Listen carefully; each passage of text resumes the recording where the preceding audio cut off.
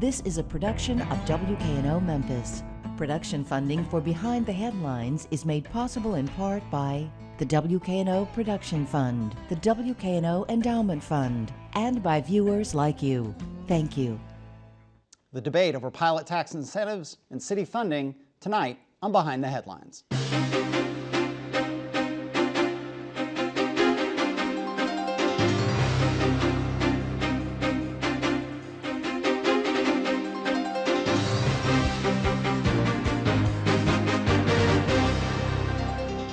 I'm Eric Barnes, publisher of the Memphis Daily News. Thanks for joining us. We're joined tonight by two people who've been a part of the debate over tax incentives, city funding, city priorities. Thomas Malone, head of the City Firefighters Union. Thanks for being back. Thanks for having me. And Dr. Kenneth Whalen, Jr., thank you for being here again. Thank you, man. Also joined by Bill Dries, senior reporter with the Memphis Daily News. So in this ongoing conversation, debate, argument over city funding and the cuts to benefits, and I'll start with you, Thomas Malone, you all have been fighting, pushing back on the city, these cuts first to health insurance and potentially to the pensions. One of the issues that's come up, and it's come up in past years, is pilot tax incentives. That giveaways, I think your side of the debate has said. We had some folks from the Chamber and EDGE and economic development people on the show last week, wanted to respond to some things that have been said. Now give you a chance to respond. What are your concerns about these tax incentives and pilots specifically? Well, first let me fix a misnomer that's out there. My organization is not saying we are opposed to any pilots. That is not where we went. What we started out, when the cuts started happening, everything was based on, it was the cause of the employees, the rich benefits of the employees, the $34,000 pension that they get, you know, those rich benefits.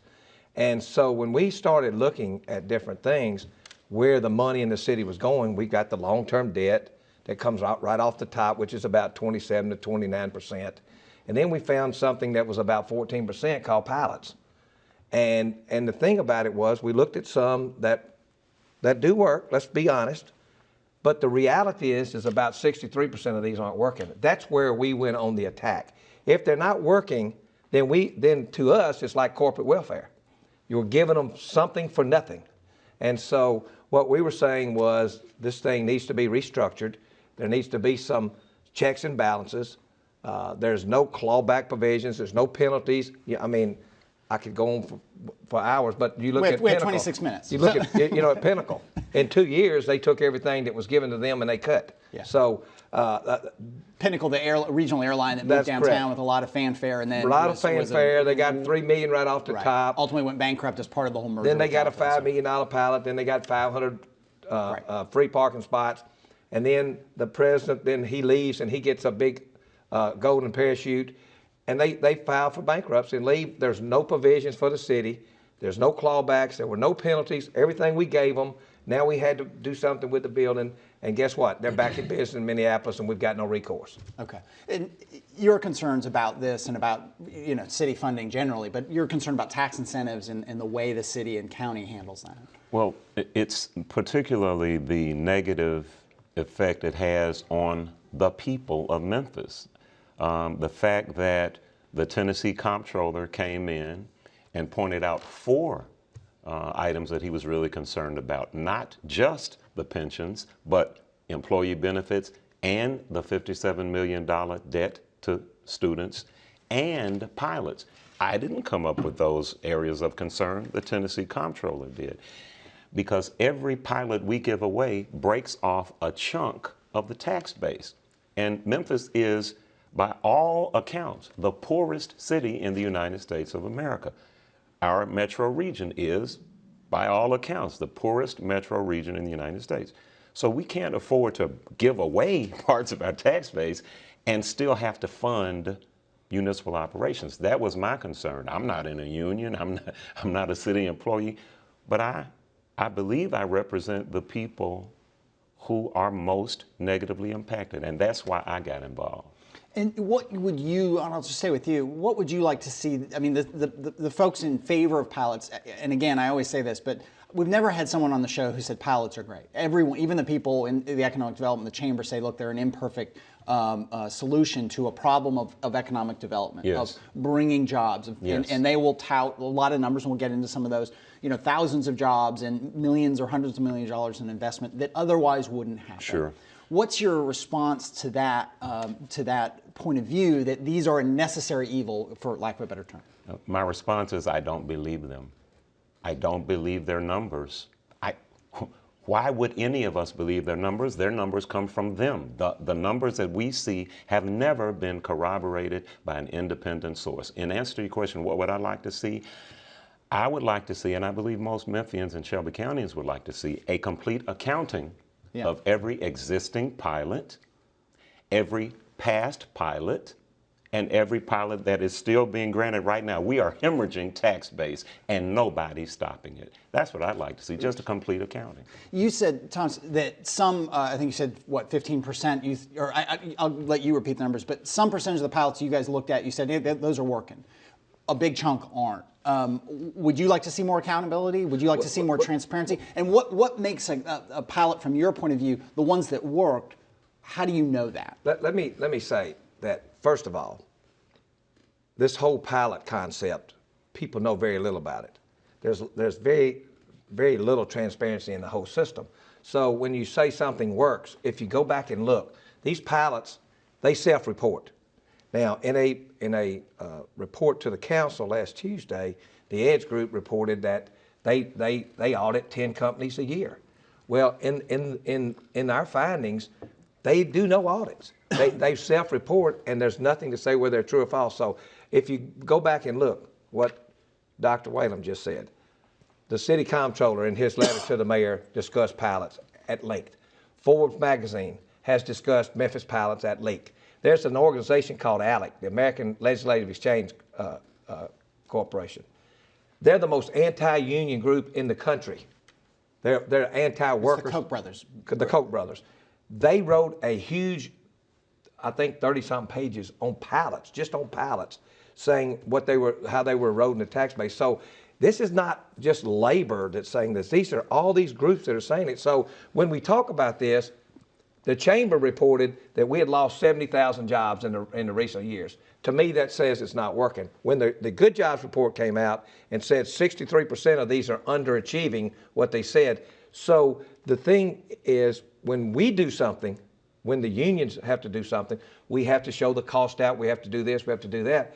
We see nothing but, I just read the paper the other day where the Chisk Hotel got a pilot. I understood apartment complexes are getting pilots. I understand from International Paper's pilot, they got a corporate jet. All these intangible things, I don't really know that I read them. They're in the reports. But I think that if it's going to be successful, that let's see what they have. If we, as a community, are having new groups come in here as companies, we should be able to know everything about them and work them with open arms and do what we can to help them succeed. Okay, Bill. The argument from the other side on this program last week is that we do get benefits from them, that we get more in terms of the taxes that they pay than what is abated in the pilots. And they've cited some of their own data, granted, but on their own website to account for this. So are we not getting a benefit? I think, Bill, it depends on who gets the pilot. I mean, we hear about the ones that are failing. We've been able to kind of dig through the weeds and the ones that are succeeding. I mean, obviously, let's be real. Let's be fair to everybody. FedEx, they get a pilot. It's got to be something good comes out of it for the city and the state because of their production. But when you start just handing them out to every, I asked one of the EDGE board members, have y'all ever turned anybody down? And I've yet to get the answer. So they'll say, and I'm not taking their side, but I mean, they say absolutely that we turn people down all the time, that they don't put those numbers out. And this is going to go over well with Dr. Whalum here. They don't put those numbers out because they don't want to embarrass anyone. They don't want it. They don't want the embarrassment of a rejection out there for the businesses. But let me say this. Here's the deal. We all know, and this is what EDGE reported, that when we lose a pilot, other cities around here, if they get it, we know they got it. So we know we lost it. It's Right. no different if we get one, what's going on, everybody knows it. But the whole thing is what's wrong with the taxpayers knowing what's going on? They say, we don't put the numbers out. Right. Well, then that makes me think if I can't go somewhere and find them, they do not exist. Right. Bill, in answer to your question, you said, do we not get benefits? Somebody's definitely getting benefits from pilots. And until there is a complete and thorough accounting of every pilot that has been issued in the past, presently, and future, we won't know who's getting those benefits, Bill. When you think about it, man, if there is no independent corroboration of the numbers that EDGE puts forth, and EDGE and the chamber are working together closely, hand in hand, well, how do we know what's benefiting the people whose taxes are being given away? And they say that they have an independent audit or an independent firm that does review their numbers and does review all their reports, and that again, I'm just repeating what they've said in the show is on the web last week from some of the folks from the chamber and EDGE. You know, if you go to their website, it's EDGE Memphis. You just Google it. They've got all the reports, at least from 2011 going forward, because when the changeover happened, there's an independent authority, but you still don't trust it. I mean, you don't. And I've printed out walked through a couple of these recent projects. Great. You just don't trust the numbers. I will never leave my hen house under the supervision of the Foxes. I won't do it. Now, you can say whatever you want to about our motives, but I don't think it's unreasonable to ask, how many jobs did this company create? How many people living in the poorest city were given jobs by this pilot? You all?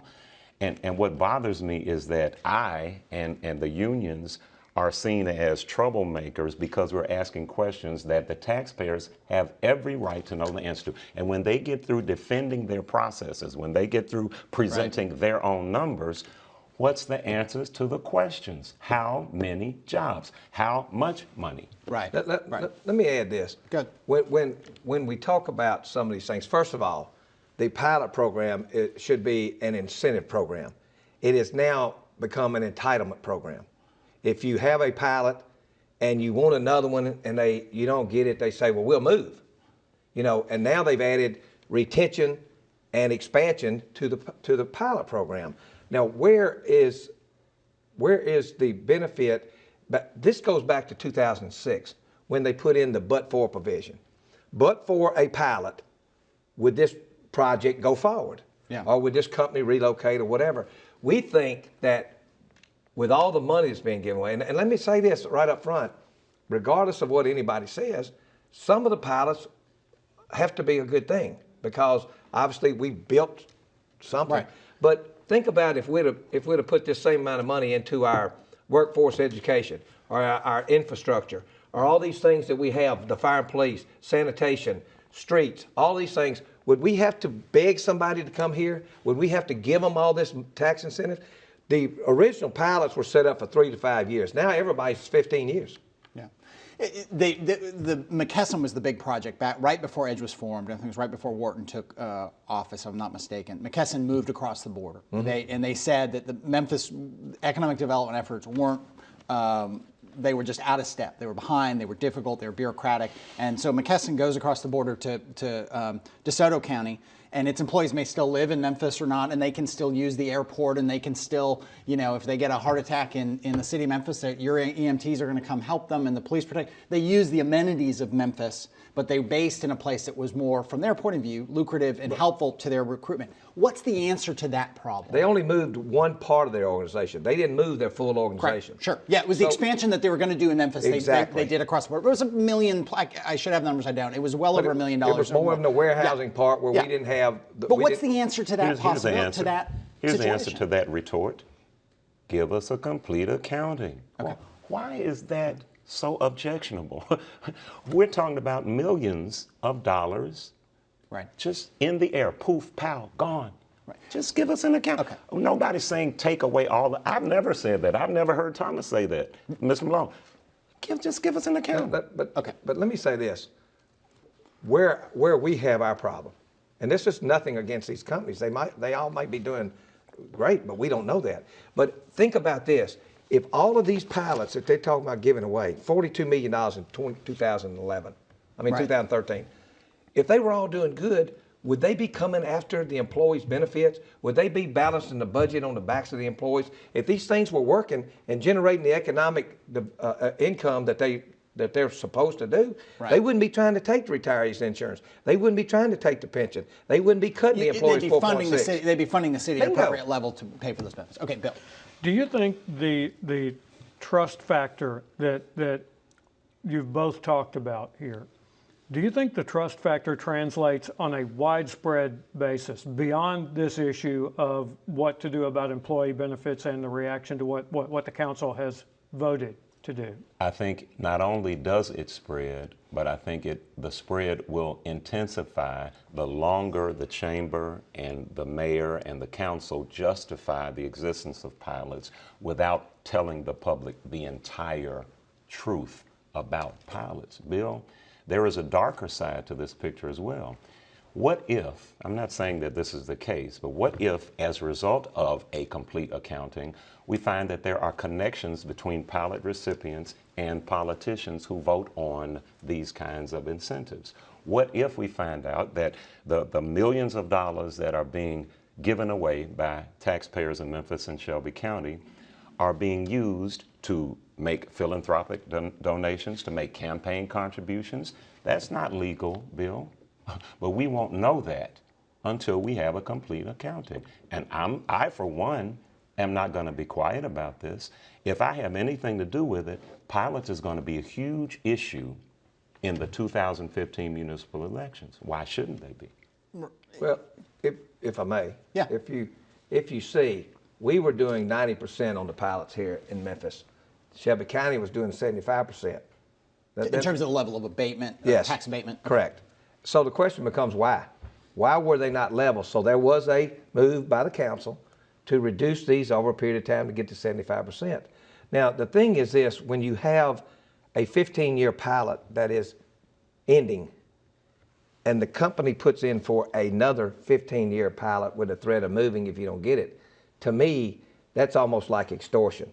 But back to your question, Bill, on the trust thing, when you have no transparency here, or when we talk about the insurance and the pension, and the numbers are so skewed, and the numbers keep changing every pension meeting. You've been there, everybody's been there. When the numbers continually change, and the council asks questions of the administration, and they come with a presentation, but they can't answer those questions. They don't have those numbers. They got to get numbers. Then when you sit there and watch that every 2 weeks, then yes, you start to wonder, why?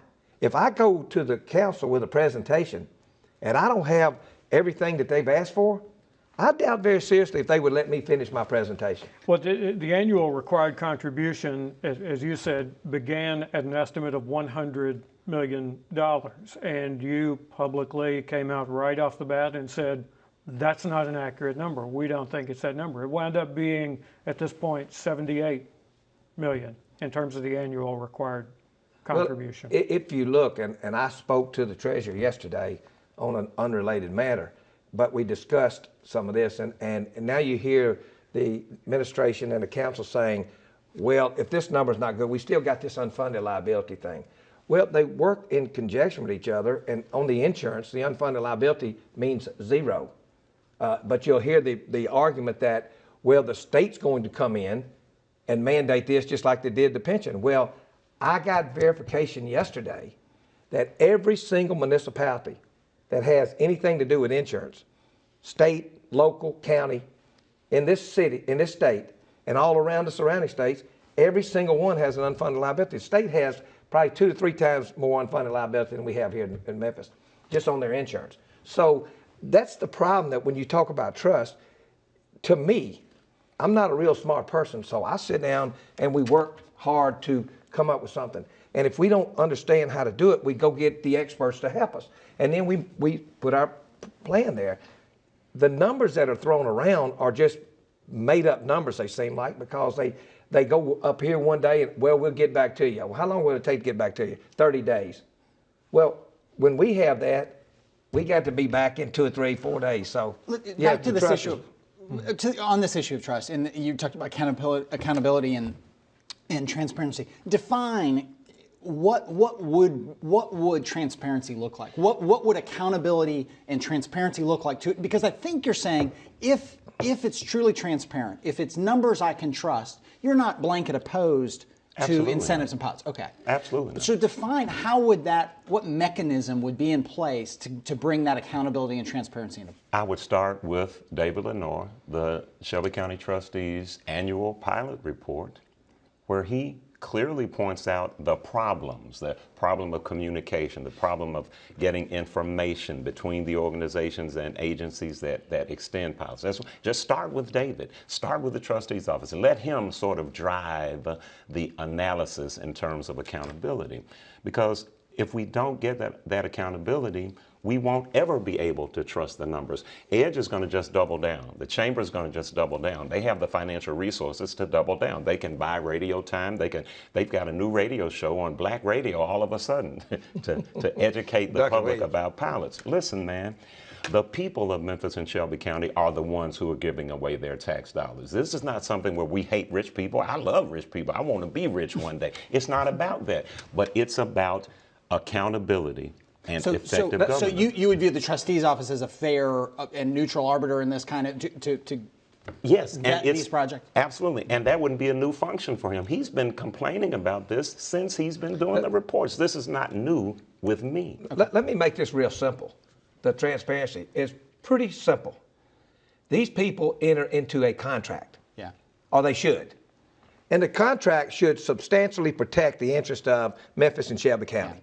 Yeah. Report on the contract. If the contract says that you will bring in X number of jobs within 3 years at such and such salary level. And this is the pushback I hear from these folks. This is the pushback they have is in part other cities don't require these things. And if they don't, the company will say, you know what, St. Louis doesn't require it. They don't need this transparency. Yeah. They don't want this level of accountability. We don't want to expose our private business transactions. So maybe you deserve that, Memphis, but St. Louis doesn't require it, so we're going to move to St. Louis. I would say that too if with a handshake I was going to get a $23 million tax break. It doesn't make sense. Now, why are we sitting at this table talking about it? Why is Mr. Malone here at the table? Why are we talking about unions and benefits, employee pensions? Because of the overly aggressive involvement of the Memphis Chamber of Commerce in this issue.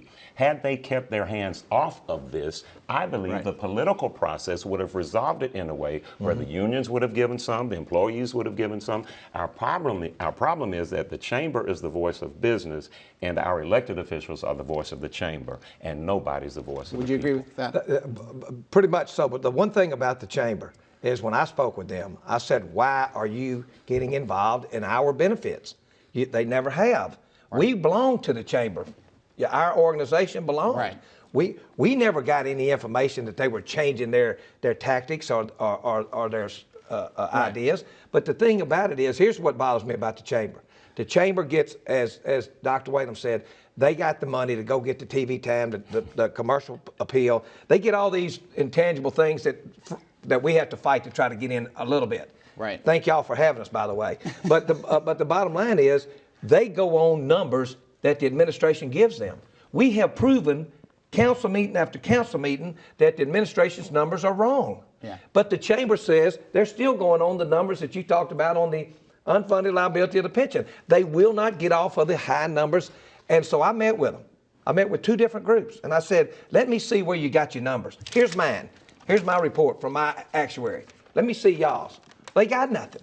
They have nothing, but they sit up there and they mimic these numbers to make everything look bad.